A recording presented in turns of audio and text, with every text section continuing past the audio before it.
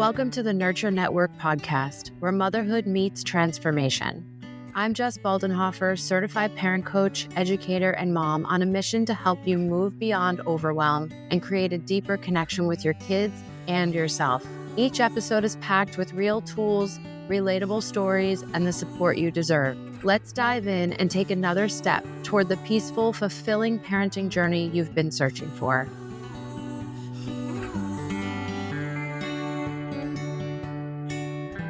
So today I am so excited to have Sarah. Hi, Sarah.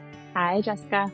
And I'm just going to introduce who Sarah is. And she is my longest running coaching client. She actually started out as my trial client when I was going through my program and has stayed working with me ever since. And Sarah is truly a remarkable woman who wears many hats and wears them so well.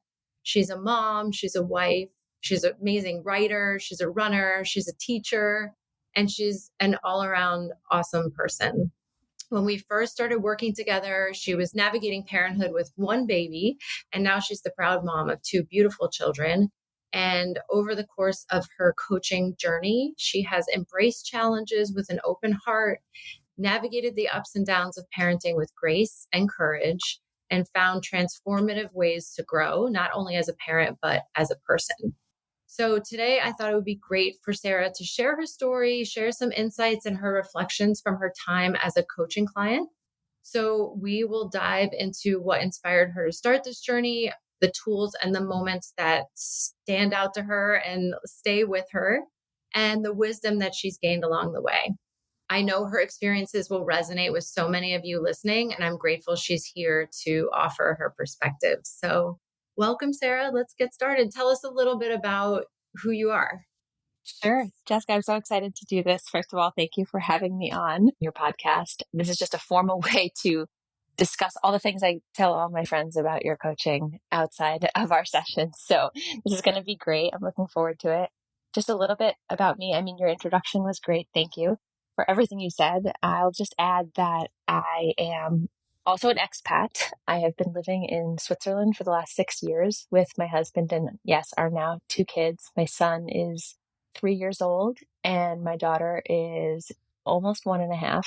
And I got pregnant with my son during COVID. So he was a 2021 baby. And then my daughter came, of course, a couple of years later, but it was a great time to get into coaching because I had a lot to learn and I did not have a big support system over there. And you have been one of my big supports ever since. So I'm excited to dive into it.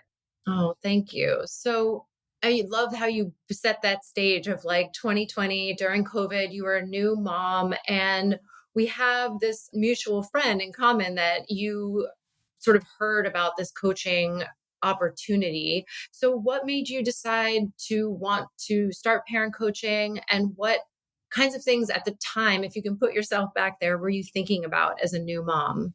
Well, I'll be perfectly honest. It was not hard for me to say yes to this. I think I was really excited to be a new mom. I know I was really excited to be a new mom. And if I think back, I think my son was about 4 months old maybe 4 or 5 months old when we started working together. And yes, our mutual friend is someone who I trust and often take her advice. So when she suggested and sang your praises, I was pretty quick to say yes because I was going through it. I think it was maybe the early spring or late winter when we started working together, and it was dark and I was not sleeping a lot. I did not have a lot of social contacts coming out of the pandemic and a young baby. And like I said, we were living in a city that we had lived in for a number of years, but it was very far. It still is where we live and still is very far from family and friends. So I was looking for help, and I didn't know what coaching meant or what coaching was going to be like, but I had experience with a therapist, with a psychiatrist, and in recovery rooms. So I've had a lot of experience with kind of flexing the muscle of using vulnerability and honesty to learn. So yeah, it was something that I am so happy that I said yes to because it has not failed. So what do you remember as sort of your expectations when we first started, or right before we started, if you can remember? Because I know having a 4-month-old, it's hard to remember back to that time. That is true.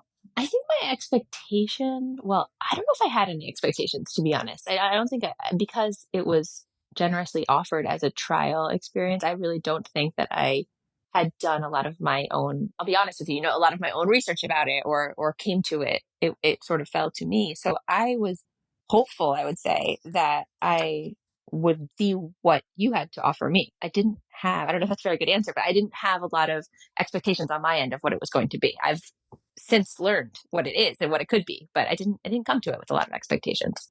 Yeah, which is sometimes like the best way to start things, right? Yeah, for sure. And again, if you can go back to remember, because when we first started coaching together as my sort of trial client, I was taking you through the JAI 12-week program. And, it's a pretty intensive program with videos and workbooks. And you really dug your teeth into the work and we paired it with this one-on-one coaching. So, what do you remember about that program and what that experience was like for you? I remember that I learned a lot. And as somebody who my career is in teaching and I love school, I love being a student. At the time, I think I was also studying for the GRE and I was very much in student mode, even though I was also in new mom mode. So from Jai, I remember that it seemed like a lot at first, but I wasn't overwhelmed because I was very excited to be learning about something that I did not know what I was doing in the beginning. And so one of the things like specifically that stand out to me was learning about terminology and theory and in a way that was palatable because like you said, there are videos and it wasn't academic journals we were reading, but something like attachment styles that I had never heard of before. My background is in languages and I'm a Spanish teacher and an ENL teacher by practice. So this wasn't something psychology and even sociology or parenting wasn't something that I had read a lot about before. So it was very useful to see those terms and then to have a way to break them down with you was also very useful because I think I found the writing part, the responses, the prompts, and then the responses that came after the material that I gave. I found it very enlightening and I learned a lot, but I needed somebody to kind of talk it back and forth through because I needed somebody to help me link it, I think, the material and what I was saying and make sense of it. Yeah, that's great. And did you feel like, because again, we did this a while ago and this was this 12-week program, do you feel like it almost like planted seeds for you that kind of pop up as things go on in your parenting, as the years progress? Like, does the Jai work really kind of stick with you in any way? I would say what sticks with me, if I'm perfectly honest, I would say probably only about 25% of it, maybe.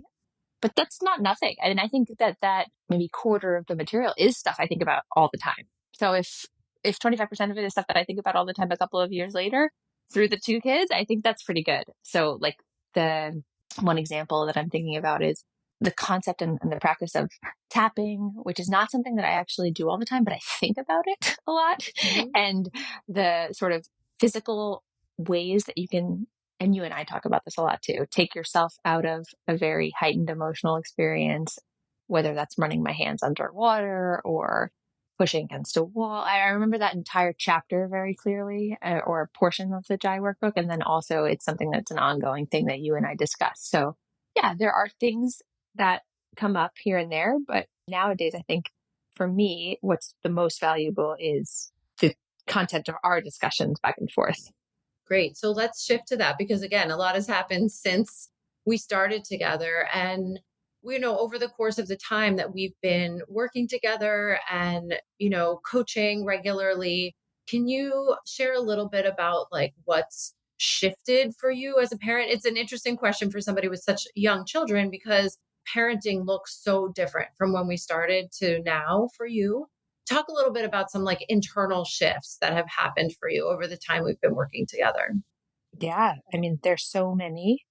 The first word, as you were even asking the question, the first word that came to my mind was, and maybe it's an overused word in some circles, but acceptance. And that Mm. there's a lot of things that are really challenging, that are still really challenging. And the first one, again, that can come to mind is acceptance of sleep in particular. I have an ongoing struggle with not getting enough sleep and with how to help my children get more sleep, whether that be napping or bedtime or through the night, early risers. And it just seems like something that I used to battle and feel a lot of anger and rage and frustration and disappointment and sort of the whole experience of those emotions. I would then also feel frustrated at myself for not feeling better about the situation and for talking to other people about it. And it was just this kind of real downer. And through our conversations, I think one thing I've shifted a lot is not only accepting the reality of the sleep dilemma that my husband and I find ourselves in, but also just accepting that it's really hard for me still, and that I don't need to call myself a broken record all the time because the experience continues to be hard. So I would say that's one example of just an acceptance meter that is able to be a little bit more calibrated towards higher acceptance these days. And what does that acceptance do for you? Oh, I mean, it definitely puts, for somebody who likes to be in control, and with little kids, there's very little that I control.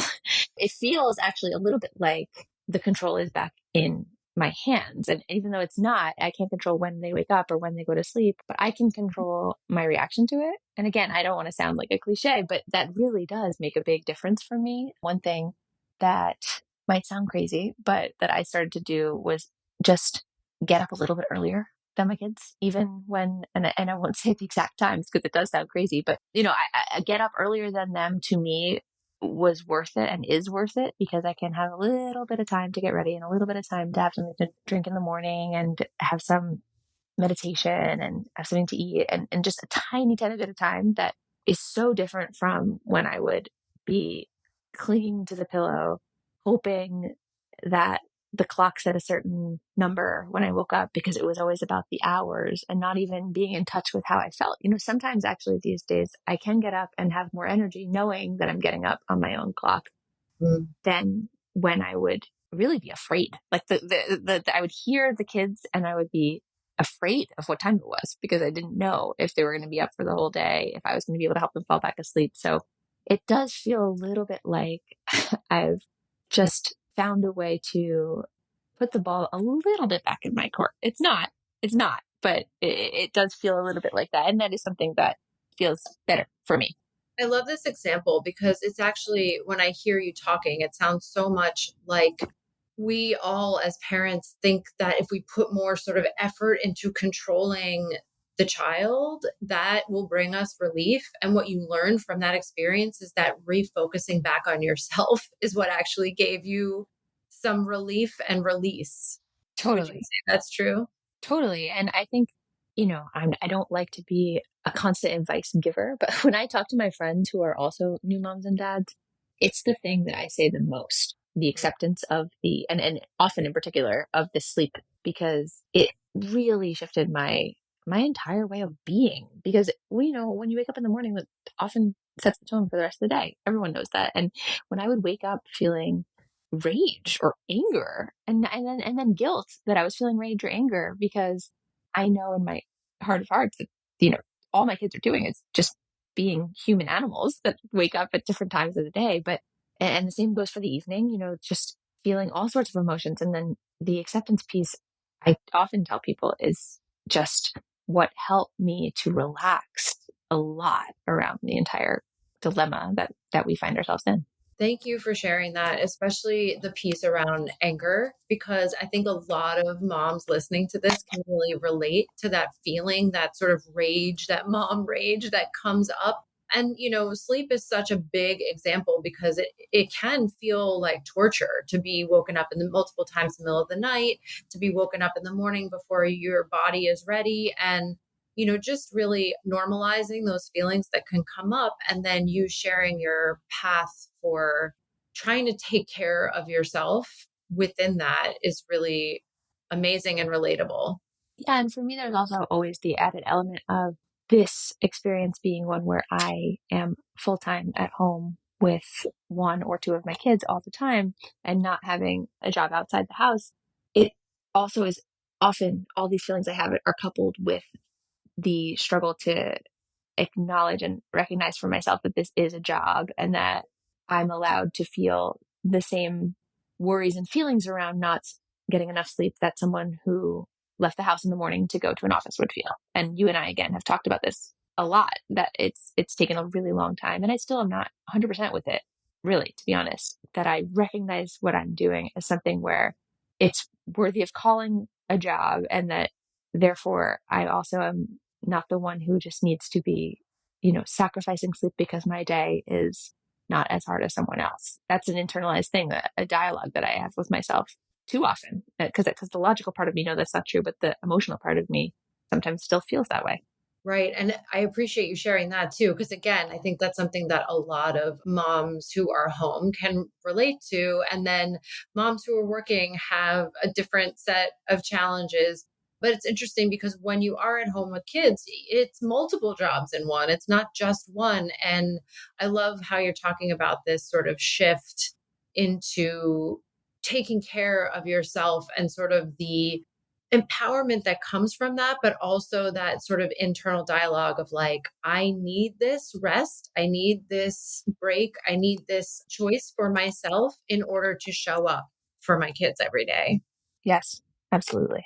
So, talk a little bit about some other things that you've learned through our coaching that you've sort of brought into your daily life with two young children. Well, for sure, I've learned that a lot of work to do on myself, which is no surprise, but that the work that I have to do with myself is also just as much accompanied by the amount of love that I have to have for myself. Because this is really hard. And I am not good at, forgiving myself for when I lose my patience, or just the internal dialogue that I might have with myself is not always pretty. And I think I've learned that, and I'm working on that and getting it better. And I've learned how much I can learn from my kids and being with them so frequently and as much as I am. There's a lot of gifts in that. And one of them is, as recently as I think our last session, we were talking about a shift in mindset I can have around my son, and some of his, and I can go into it if you'd like, but some of his characteristics that he displays around other people. And one of the ways that I could just completely shift my mindset to learn from him instead of trying to research and understand how to fix things for him. And it was a total game changer for me in that sense, to look at my kids as teachers in the way that they go about the world, not just what they can teach me about myself, but what they actually can teach me about how to interact with other people, and the way that they are interacting with other people, even at 3 and 1. And I could go on. I mean, I've learned, like, I'm a big believer in the mantras that you help me come up with, and I say them to myself all the time, all the time. They're so useful. That's another thing I share with friends a lot. It's just the different mantras, the imagery that helps me when I'm having a tough moment. There's a lot. There's a lot. You let me know when that's enough, or if you'd like me to elaborate on one of them. No, those are great examples. And it's interesting that you in the beginning, you use the word work, right? Because it's like hearing you say, I have a lot of work to do on myself. But really, what you're saying is that every relationship is some work, right? I don't know if that's the exact word for it, but it is like an ongoing sort of internal dialogue or internal learning that we need to do as parents. And what I see with you and also hearing you say now is just some of the work is just being kinder to ourselves and Mm. being more curious about what's going on with ourselves and with our children. And the work of doing that can create more ease and less pressure in some ways.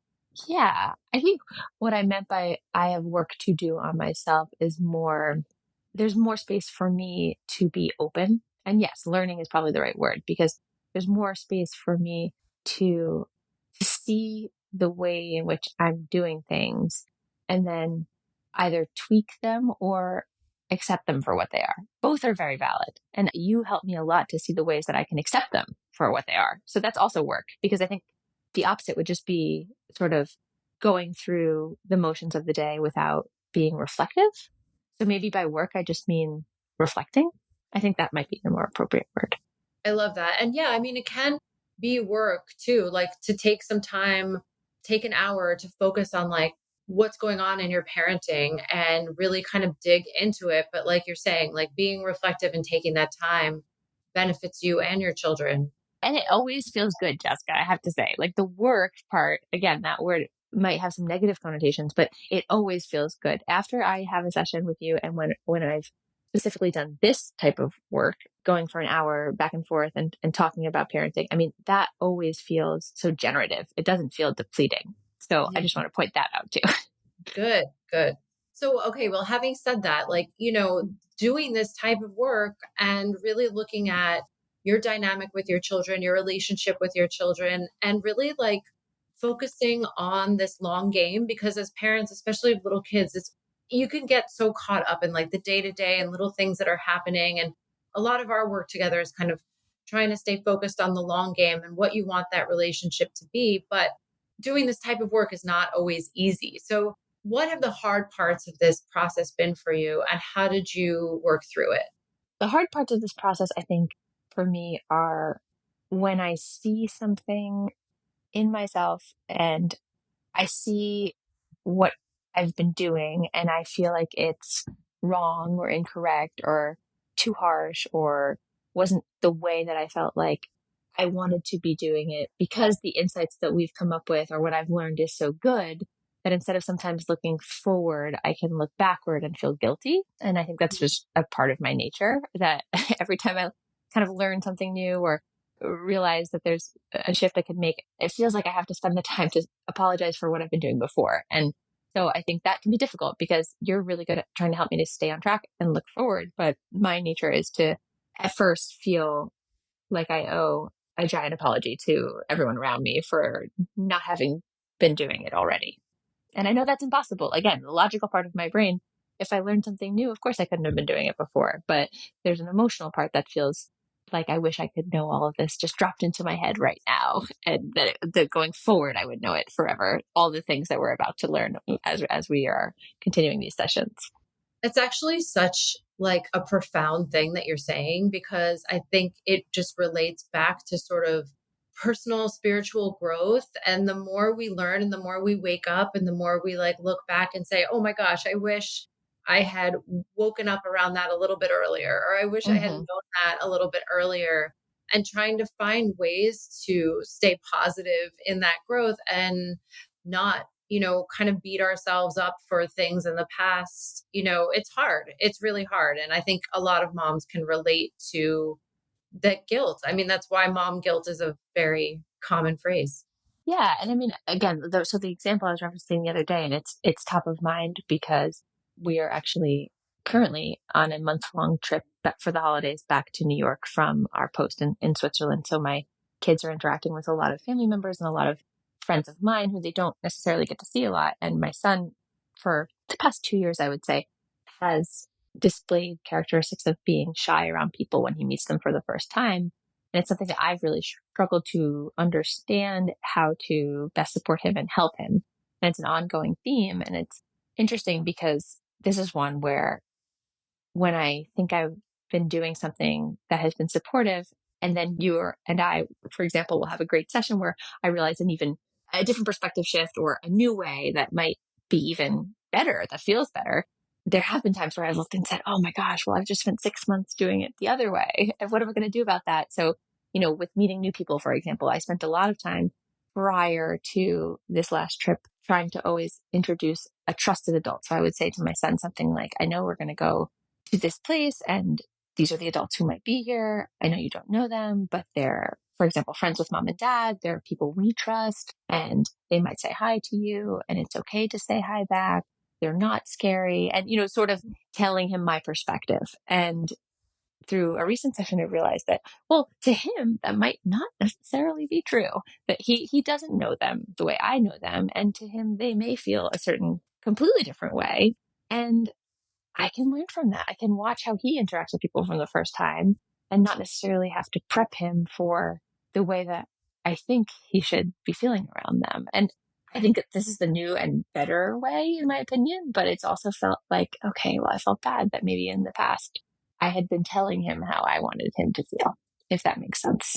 Yes, yes. And I love that learning that, it's again just another example of just kind of learning and growth and mindset changes and perspective changes. And that's all positive and kind of focusing on the benefits of new approaches. Because the other thing you have to remember, Sarah, is that maybe what you were doing before worked for him then, and maybe this is working now too, right? These kids are changing so quickly that it's hard to stay ahead of the eight ball with True. them. So I think, there's a lot of learning and growth that can happen. And then how do we support ourselves in, also just being understanding of ourselves and knowing that we were doing the best that we could at those moments.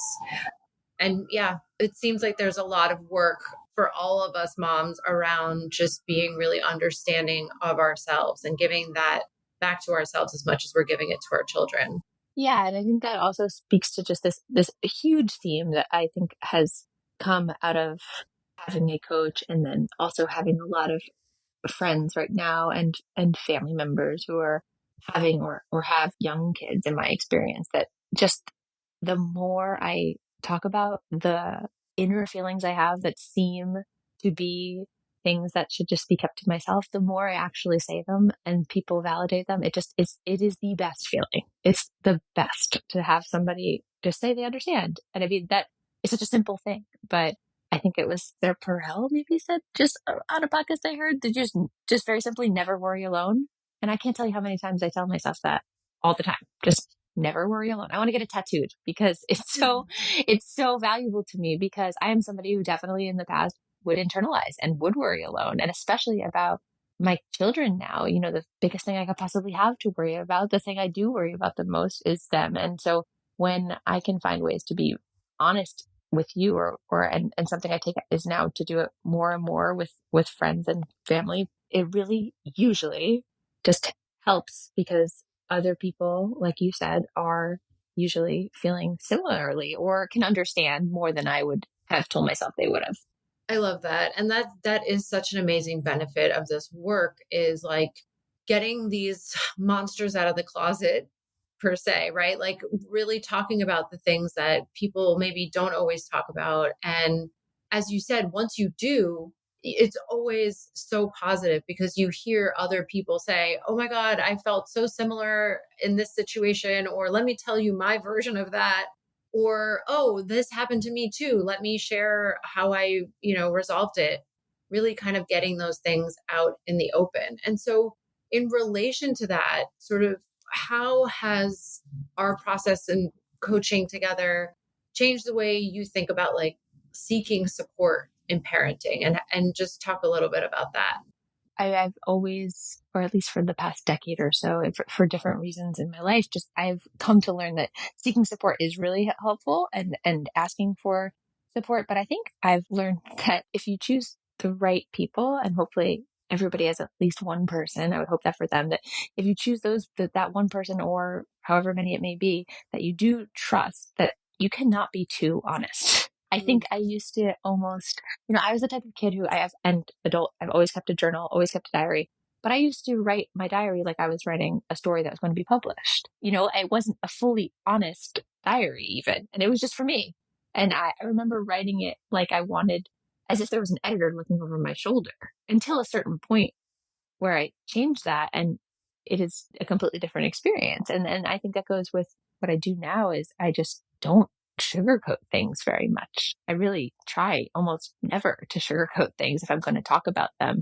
And that really brings me closer to people. I just met up with a girlfriend of mine this week who had a new baby, and I hadn't seen her in a couple of months. And we got right into it with a really deep and really honest conversation. And it felt so good after. It wasn't a conversation where we needed to catch up on pleasantries. We just really, really dove into it, and it felt really, really good. So I think that's been a huge benefit. It's so great. Yeah, just connecting with other moms and knowing that that is not just feels good, but is essential in Totally. being a mom. So talk a little bit about like the client coach relationship and how our relationship and working together has been like impactful in this journey for you. I will come back to that, but if I could, I actually just want to add one more thing on Yes, the please. other question, because for me, I do want to add, it's not just new moms that I am more honest with. Actually, in fact, I would say my three best friends in the world are not parents, and they're very valuable as well for me to be able to be more and more raw and honest about what this parenthood experience is like for me, because they offer different perspectives back. And those perspectives also help me feel seen and help me relate to what everyone is going through, that everyone has something that is happening and that everybody needs to share more. And that I'm not only going to relate now and forevermore to people who are moms. So I have my mom best friends who are valuable and I love them. And in particular, a group of girls I went to graduate school with who this was 10 years ago. We graduated from graduate school and we all live in different countries and different parts of the world, but we are super close with our WhatsApp group. And that's invaluable to me because we really share with each other very technical, mom specific scenarios and circumstances and questions. But then my other friends who are not moms, they are just as valuable to me in this experience. Well, it's interesting as you're talking about it because it is about sort of choosing the right people and getting support from those people, no matter, if they're moms or not, but just that they're the right people who see you and understand you and can support you well. But then it really is also about just being authentic in your relationships because not only is that important for women, for people who are mothers to be able to go outside of their home and be really authentic in their relationships and be really authentically themselves and be honest. But it's also modeling something amazing to your children that, human feelings are messy, the human experience is messy. Also mom goes out and she needs to be with her friends sometimes, and that's important. And Mm-hmm. she has hobbies, and that's important. So it's also about just like living an authentic life in front of your children in some ways too. Yeah, absolutely. So now bring me back to your other question because I forgot. Yes. So how has our working relationship, sort of our relationship working together, impacted this parenting journey for you? I was a high school athlete and a college intramural and club athlete. And I think I then, after graduating from college, I hadn't had a coach in any capacity for probably a decade and a half. And I think just this idea of having somebody who is in your corner and the reality of it, not just the idea, it's something that is really familiar to me. And then it's also very exciting to take that familiarity and apply it to something that is still new. I still call myself a new mom with a three. I don't know if you ever don't call yourself a new mom, but my 3 and 1 year olds, for right now, I'm not changing that terminology and I don't plan on changing it anytime soon. But yeah, I think it's something that it's really exciting for me to have you in my corner and to share things with you and know that your highest goal is also for me to do and feel my best. It's a very exciting premise that there's nothing that I need to go into this with to win, but that there is a goal of improvement and it's a formalized relationship and in a formal relationship that I find, it brings me back to being a 14-year-old soccer player. There's just, it's a completely different context, but it's a really familiar feeling that I enjoy. I love that. Have there been any moments in our sessions that have been especially like emotional or like affirming for you? Yes, all of them. there's there's too many to count. I think the first thing that comes to my mind, it's not a particular session, but it's the year that I was pregnant with my daughter. Pretty much all of our sessions, I think, were probably focused on my physical and then as a byproduct, emotional discomfort during that pregnancy and sickness. I was quite sick for the duration of the pregnancy and I hadn't been with my son. So it was very new and it was very uncomfortable at best and really debilitating at worst. And I was so tired and ill and frustrated and just really at an emotional low. And I had my little boy that I wanted to show up for. And all those sessions were really, really hard. And I so appreciated having a space to just really vent. I don't even know if I would say we made any sort of, deep realizations or steps forward in that year, but it was more like you holding space for a really hard time I was going through. And, I did also have a therapist at the time, but I wasn't actually, and I discontinued my relationship with that therapist because I wasn't getting the same sort of just space to be. I always felt, and it was to know not to say anything bad about this particular therapist, but I think it was framed in those sessions as how to solve what I was going through. And honestly, there was nothing that was solving it. Not a physical medication or not a certain type of practice, but just what helped was our sessions where I was able to be as emotional as I needed to be about what I was going through. I love that because that's a real example of, and I love that you use the phrase holding space because that's what I was thinking of while you were talking of like, this client coach relationship in terms of like, you're showing up with all your vulnerability and all your, at that time, like you said, discomfort and difficulty and hard emotions. And my job really is to hold space for where you are and to let you express that and process that because I know that if you don't, you can't go back. Well, A, you can't be in a session and be like, let's move forward, let's get on task. And B, you can't go back into your life. And all of us, so many moms, especially against situations like that, with like you're very pregnant with a little child, you're in survival mode all day long. So if you don't have that space to process those feelings, as messy as they might be, it's harmful to your day to day life and your mental health. Yeah. And I think also in those sessions, I mean, I also want to point out that these were not sessions where I felt obligated, nor did you ever make me feel like I needed to show up dressed up or Right. sitting up even in a particular way. I mean, these were sessions where I have many memories of talking to you while I was sitting up in my bed with pillows all around me. I don't know if you remember this, but You pillows remember? all around me, grasping the pillows to my stomach so that I didn't feel quite as nauseous. I remember sessions with you where I was lying down with just lying down on a pillow while we were speaking. So yeah, I mean, when again, to go back to when I called it work that we were doing together, it was work, but it was also very particular type of work that I was able to lie down and hold pillows and squeeze the pillows and cry and get a lot of stuff off my chest. I was kind of thinking like, it was obviously hard for you and you were uncomfortable a lot of days, but I was actually thinking that wouldn't it be amazing if all sessions with moms could be like that, where you just let yourself show up messy and as you are and let those feelings just be right out on the, on the surface and be in our bodies. That time really forced you to be in your body. And I think that was a really hard thing, but it was also growth in a different Yeah. way. And it also forced me to, I think, have that to exercise that muscle. And that's probably not the right terminology because it sounds again like something difficult, but to practice, there you go, to practice to listening to my own needs because I was really unable to, for example, like in a perfect world, I would have called you at a desktop computer sitting up and had a proper conversation. But for me to say to you, Jessica, I think this session I'm going to have to be lying down in my pajamas, squeezing a pillow, or even today when we have conversations, there's many times where I say to you, and I think of late, the past 6 months, I've said to you, I'm going to need to be chasing around my 1-year-old daughter. And this is a time where she doesn't have a sitter and she's up from her nap and she's going to be all over. So I'm just going to be on audio chasing her around while we talk. And that is okay.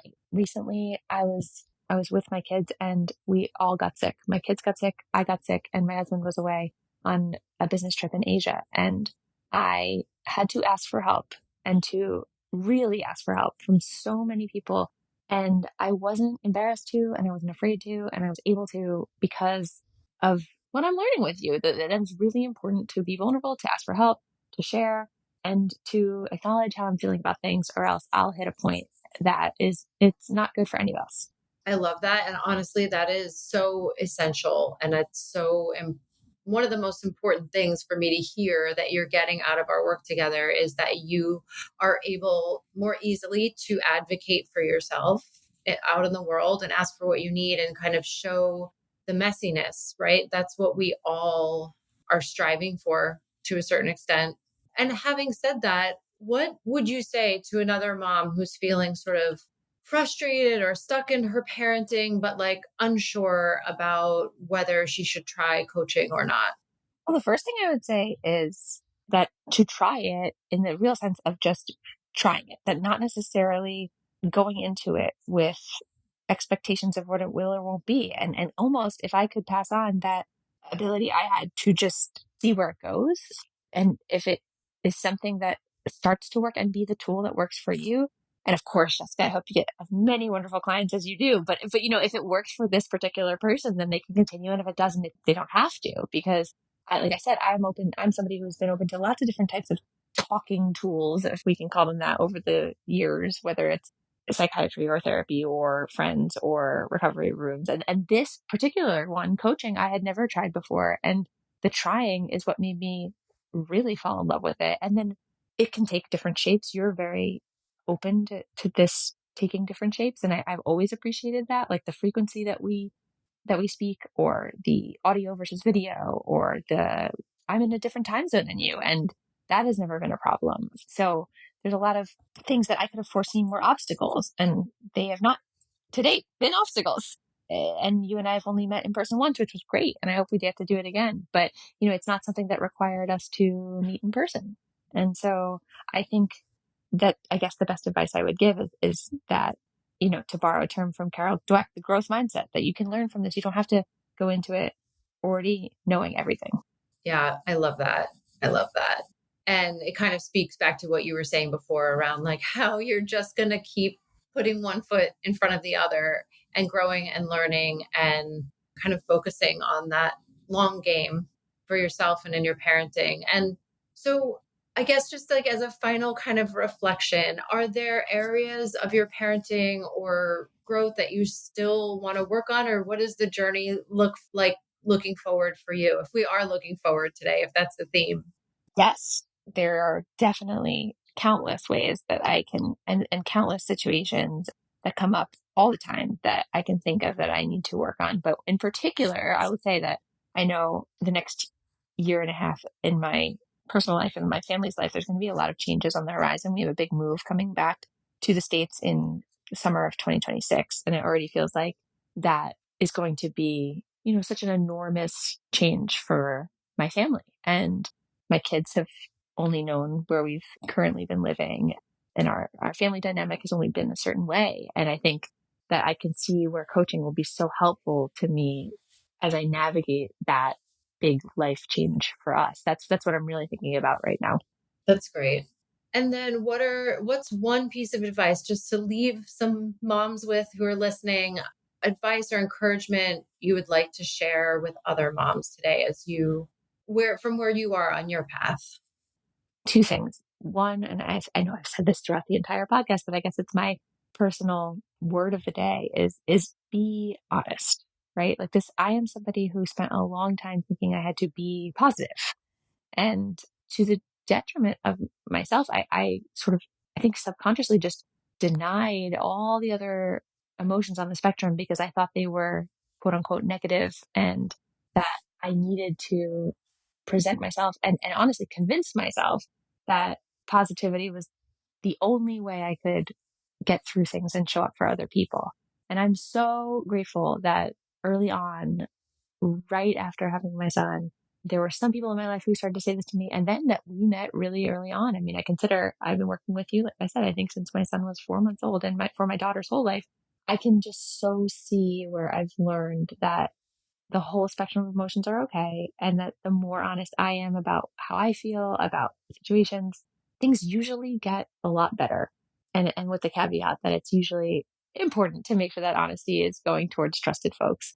And then the second piece of advice I would say is also simplify as much as possible. You say this to me a lot, that things are wild and chaotic and all over the place and spinning out of control all the time in reality with my two young kids. But that also, when I simplify and look at what's right in front of me, things are usually really okay. And if they're not, there's a clear next right thing I can do, as opposed to the spiraling and all the bigness that I think that things take on. So I would say, yeah, just try to be as honest as possible, and then simplifying that chatter and simplifying the things that you can do, and also simplifying to take some shortcuts. I'm not good at taking that own advice, but that taking some shortcuts are okay as well because it's hard to be a mom. Yeah. And you use the word shortcuts. And sometimes I think of it as like, I'm making a choice for me here that might not be exactly what my kids want or need in the moment, but this is a choice for me. and it's okay. Yep. Yeah. Totally. Well, Sarah, this has been amazing, as it always is when we speak to each other. And I just want to thank you not only today, but also in our work together, just showing up with so much vulnerability and self awareness and genuine love for your children and commitment to showing up for yourself. And it's truly inspiring. And I'm truly honored to be part of your parenting journey. So thank you. Thank you. It's an absolute pleasure. It's an honor. I'm constantly learning from you. So I'm happy that we were able to do this. And I'm so happy that you're in my life, Jessica. I'm really grateful for you as well. Oh, thank you so much, Sarah. And say goodbye for now. I will. Talk soon. Bye. Bye. Thanks for listening to the Nurture Network.